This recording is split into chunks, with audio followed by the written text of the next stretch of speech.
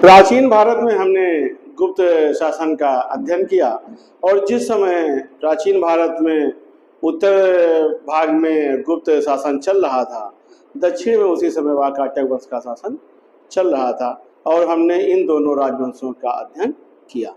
भारत में, उत्तर भारत में अगर हम देखते हैं तो गुप्त वंश के इतिहास के साथ या गुप्त वंश के पतन के बाद भारत में किसी ऐसे राजवंश का उदय नहीं होता है जिसके बारे में कोई विस्तृत इतिहास पाया जा सके। गुप्त वंश के काफी समय के पश्चात भारत वर्ष में वर्धन वंश का इतिहास पाया जाता है और वर्धन वंश में हर्षवर्धन द्वारा ही एक विशाल भारत का निर्माण किया जाता है।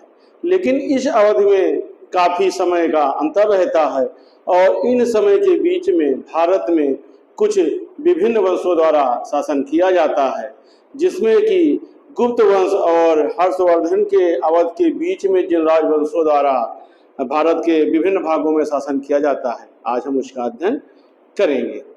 हम देखते हैं कि गुप्त वंश में 6वीं शताब्दी के मध्य लगभग 550 ईस्वी के आसपास शक्तिशाली गुप्त साम्राज्य के पतन के पश्चात भारत का, उत्तर भारत का जो राजवंश है वो छिन्न भिन्न हो जाता है और उनके पतन के पश्चात भारत का जो एक शासन व्यवस्था केंद्रीकृत होती है वो फिर से विकेंद्रीकरण की स्थिति में आ जाती है और विभाजन की प्रकृतियों को प्रोत्साहित करती है।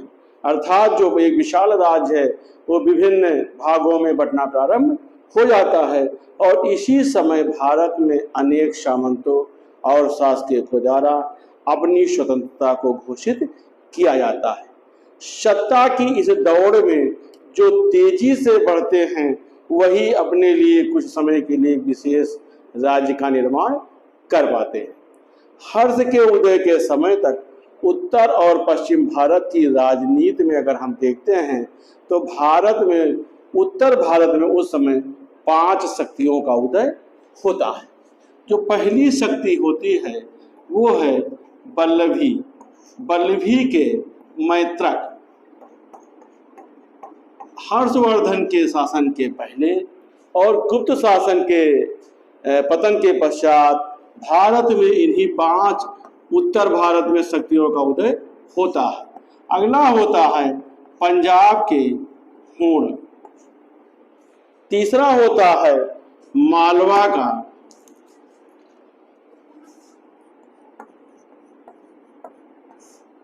यशोधर्मन।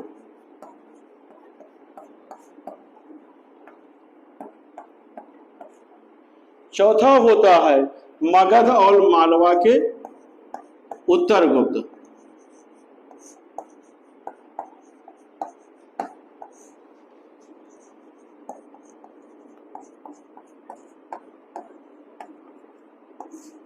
और जो 5वां होता है वो होता है कन्नौज के मौखरी। इन्हीं 5 शासन तंत्रों द्वारा उत्तर भारत के शासन का संचालन किया जाता है।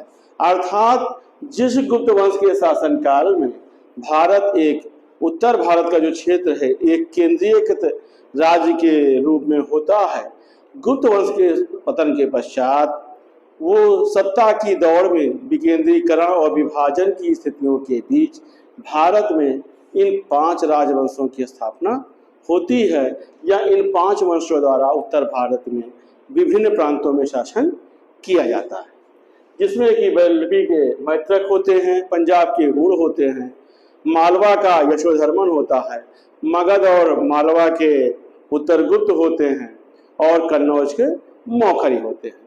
इन 5 तंत्रों द्वारा भारत के उत्तर क्षेत्र में लगभग 200 से 300 वर्ष तक शासन किया जाता है, जिसमें इनके विभिन्न शासक राज्य करते हैं।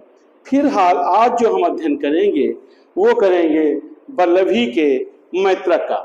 अर्थात भारत में जो उत्तर भारत के क्षेत्र में बल्लभी क्षेत्र में मैत्रक लोगों द्वारा जो शासन किया जाता है उसका हम अध्ययन करेंगे। हम देखते हैं तो बल्लभी के मैत्रक देश की स्थापना भट्टक नामक एक व्यक्ति ने किया था। जिसे कि भट्टार्क बोलते हैं। भट्टार्क नामक व्यक्ति ने वल्लभी में मैत्रक वंश की स्थापना किया था। यह गुप्त वंश के शासन के समय एक पदाधिकारी के रूप में कार्यरत था और इसने बाद में जब गुप्त वंश का पतन होने लगा तो सौराष्ट्र के क्षेत्र में या काठियावाड़ के क्षेत्र में अपने एक शक्तिशाली राज्य की स्थापना किया था। हम देखते हैं तो मैत्रक वंश के शासकों को पाते हैं कि अपने प्रारंभिक समय में वो गुप्त शासकों के अधीन सामंत रहे हैं।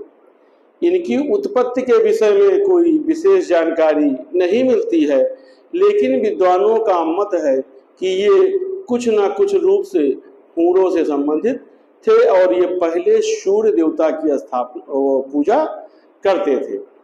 भारत में इन्होंने बाद में ब्राह्मण और बौद्ध धर्म अपना लिया था, इसलिए इनको पहले हूरों से ही जोड़ा जाता है, लेकिन निश्चित रूप से इनके बारे में कोई ऐसा उत्पत्ति का इतिहास नहीं मिलता है जिससे कि इनको बताया जा सके ये किस वंश से संबंधित रहे। मौखर वंश के अगर हम प्रारंभिक राजाओं में देखते हैं तो पहला शासक इनका भट्टार्क होता है, इसके बाद उसका पुत्र धरसेन होता है। भट्टार्क के बाद धरसेन होता है और ये दोनों लोग अपने को सेनापति बोलते हैं। सेनापति बोलने से प्रतीत होता है कि ये गुप्त वंश के शासन में ही उनके सामंत रहे हैं। हम देखते हैं वल्लभी के मैत्रक में तो धरसेन के पश्चात जो उनके उत्तराधिकारी होते हैं वो अपने को महाराजा या महासामंत की उपाधि धारण करते हैं और इस वंश का जो तीसरा शासक होता है वो द्रोण सिंह होता है। द्रोण सिंह का जब शासन चलता है तो वो अपने को महासामंत या महाराजा बोलता है। इसके पहले के जो दो लोग होते हैं वो अपने को सेनापति बोलते हैं। संभवतः जो द्रोण सिंह है इसको उस समय के गुप्त वंश के जो एक शासक होते हैं बुद्धगुप्त, उन्होंने इसको महाराज या महासामंत की पदवी प्रदान किया था। इसके पश्चात हम देखते हैं तो इसका छोटा भाई ध्रुवसेन प्रथम वल्लभी के मैत्रक शासन के रूप में स्थापित होता है। ध्रुवसेन प्रथम। ध्रुवसेन प्रथम के बारे में हम देखते हैं तो इसका जो इतिहास है मिलता है कि इसके द्वारा भूमि दान जो दिया जाता है उसमें अपने आप को परम भट्टारक पदानुध्यात कहा जाता है, जिससे यह स्पष्ट होता है कि ध्रुवसेन प्रथम के समय तक के मैत्रक शासक गुप्तों की अधीनता को स्वीकार करते थे। हम पाते हैं तो गुप्तसेन प्रथम के 16 दान पात्र मिलते हैं और इसी से मैत्रक वंश की हमें कुछ जानकारी प्राप्त होती है। इसके बाद इस वंश का जो शासक होता है वो धरनपट्ट होता है। धरनपट्ट। और धरनपट्ट के बाद जो इसका अगला शासक होता है वो होता है गुहसेन।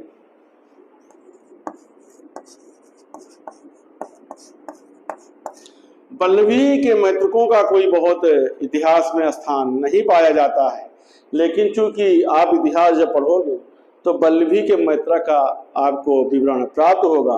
तो उसी वल्लभी के मैत्रक वंश के बारे में मैं आपको बता रहा हूँ और इसमें ऐसा कुछ ऐसा नहीं प्राप्त होता है एक आध दो प्रश्न के अलावा कि जिससे मतलब इस इतिहास में इससे संबंधित प्रश्न आते हों। अगर इसका जो प्रश्न आएगा वो यही हो सकता है कि वल्लभी के मैत्रक वंश की स्थापना किसने की थी, तो उसका उत्तर होगा भट्टारक। हम देखते हैं कि 550 ईस्वी के आसपास मैत्रक जो शासक होते हैं वो गुप्तों की अधीनता से मुक्त हो जाते हैं और भारत में 550 ईस्वी का जो शासन है वो गुप्तों के पतन का शासन होता है। गुहसेन के पश्चात जो इतिहास मिलता है उसका पुत्र धरसेन द्वितीय शासन ग्रहण करता है। धरसेन द्वितीय, और जो धरसेन द्वितीय का जो शासन पाया गया है वो 571 ईस्वी तक पाया गया है। 550 से 571 ईस्वी तक इसका शासन होता है। धरसेन के शासन के पश्चात उसका पुत्र विक्रमादित्य शासक होता है।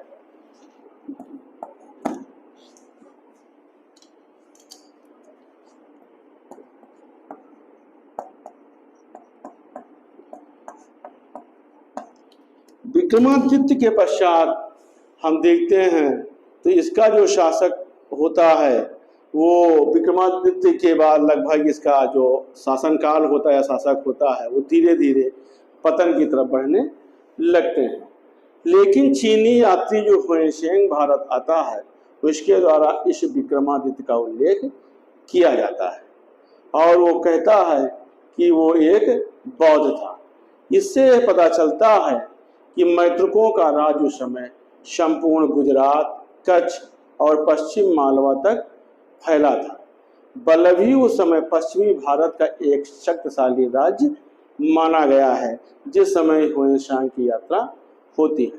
हुएनसांग द्वारा विक्रमादित्य के शासन की प्रशंसा अपने यात्रा संस्मरण में किया गया है और उसने विक्रमादित्य को एक योग्य और उदार शासक बताया है।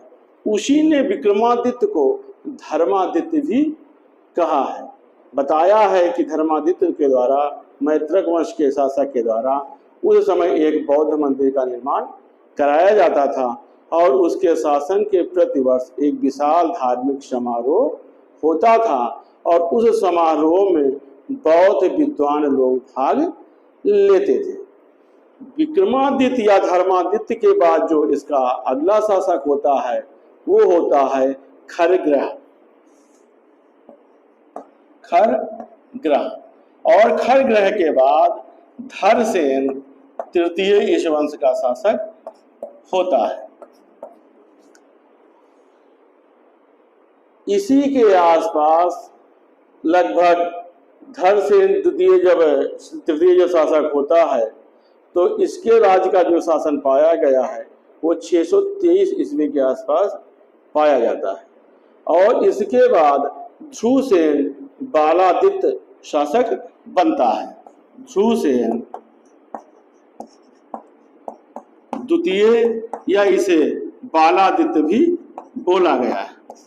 ये बल्लभी के मैत्रक शासकों का क्रमिक इतिहास है और ध्रुवसेन बालादित्य को हर्षवर्धन का समकालीन माना जाता है और माना जाता है कि उस विक्रमादित्य के समय जो जिसका धर्मादित्य का वर्णन किया है उसका वर्णन न करके बालादित्य का वर्णन किया है।